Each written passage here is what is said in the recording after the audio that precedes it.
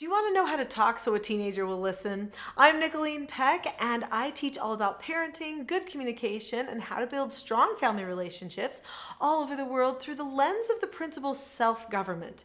And in this video, we're talking about opening that door to more talk.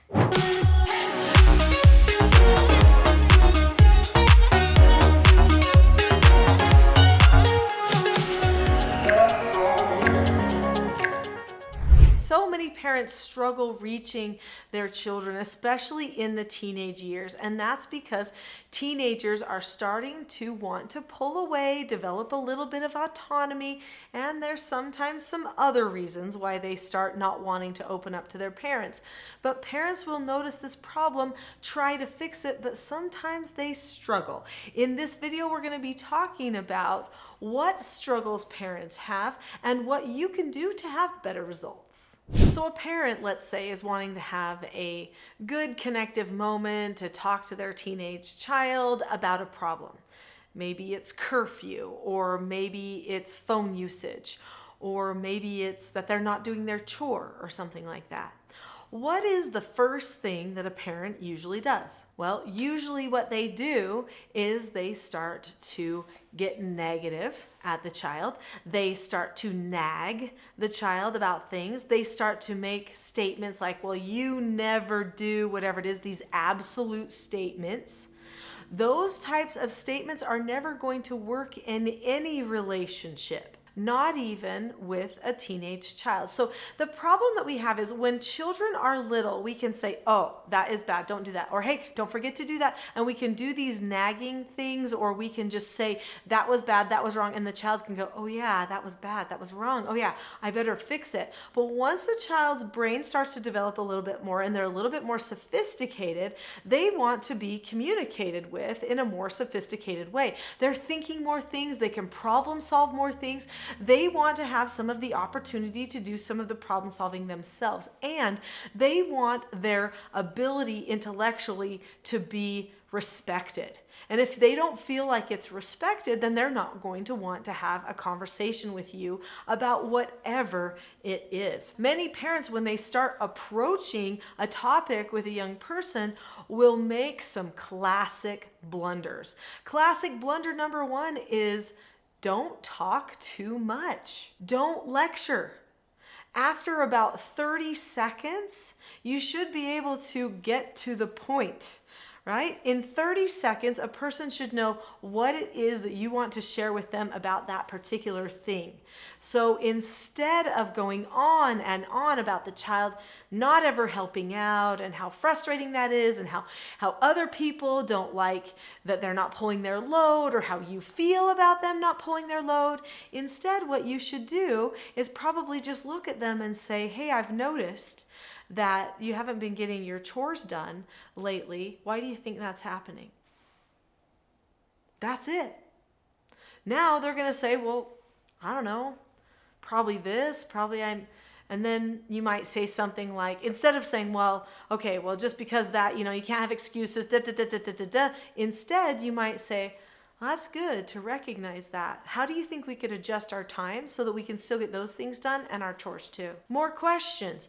Instead of just telling the child that they are doing everything all wrong because they're bad, or villainizing them in some way, which is never going to do one thing for your connection. In fact, it's going to do just the opposite. As soon as you start thinking you know why they do every single thing, or you start villainizing them in some way, and they can feel those negative thoughts about them that are inside you, they will immediately put up walls and disconnect. They will decide that this conversation is not meant to be helpful, but it's meant to hurt. They will decide that they cannot attach to you. The whole point of any conversation, whether it's a conversation about something that is a feeling, or something that is a task that needs to happen, or some sort of correction, the whole point is to have a moment where a person can connect to you and thereby have increased learning and understanding. They need to feel understood. If you are lecturing them and talking until you feel like they have given you an indication indicator that they are now going to see things your way, you have talked too much. And truthfully, you have stepped over a boundary line in any relationship. We should always be taking time to understand, which means you want to ask more questions than make more statements. I've got more tips for you on how you can reach your children and have a great conversation with them. But first, do you see that subscribe button? That button is for you. If you click it, you'll see more of these videos. And if they help, you better subscribe. Sometimes we have to give our children advice, right? That is the job of a parent, is to advise their child and to steer them in the right direction. And when they're young, when they're minors, we also have to instruct them, give them no answers, those types of things.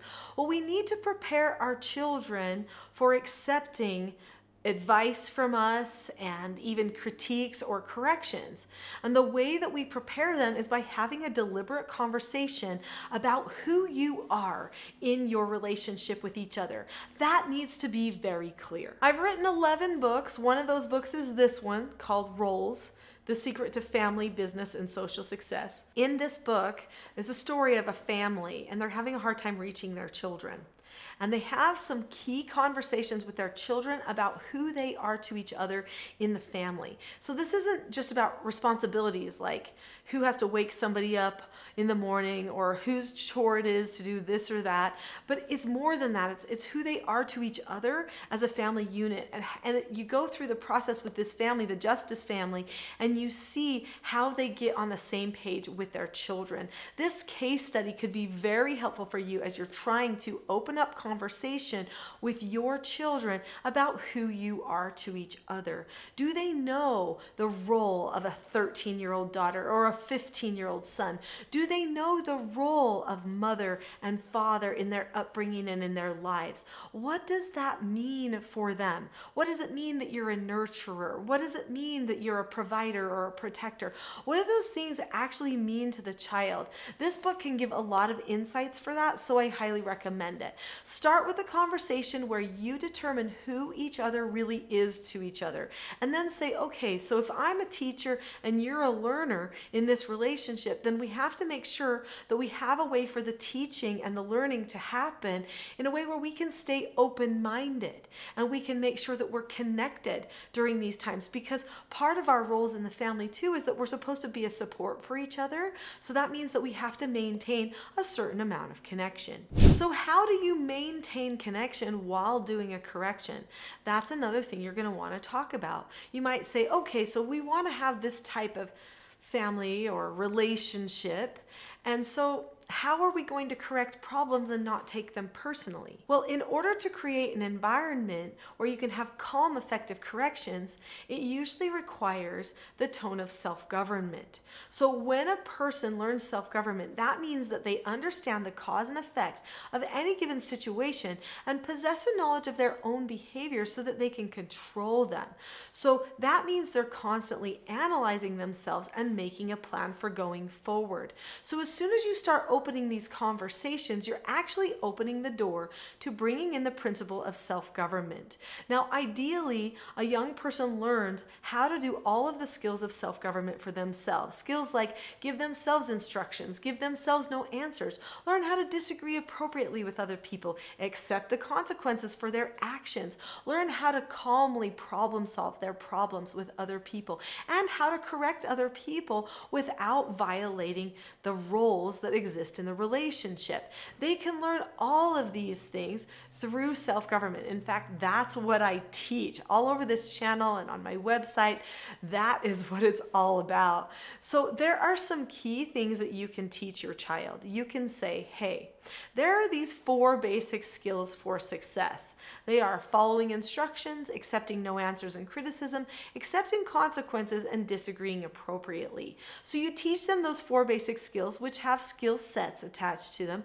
They learn all of those steps, and then you practice them. And then you say, okay, this is how I'm going to correct you. In fact, these are going to be the exact words that I will use when I correct you.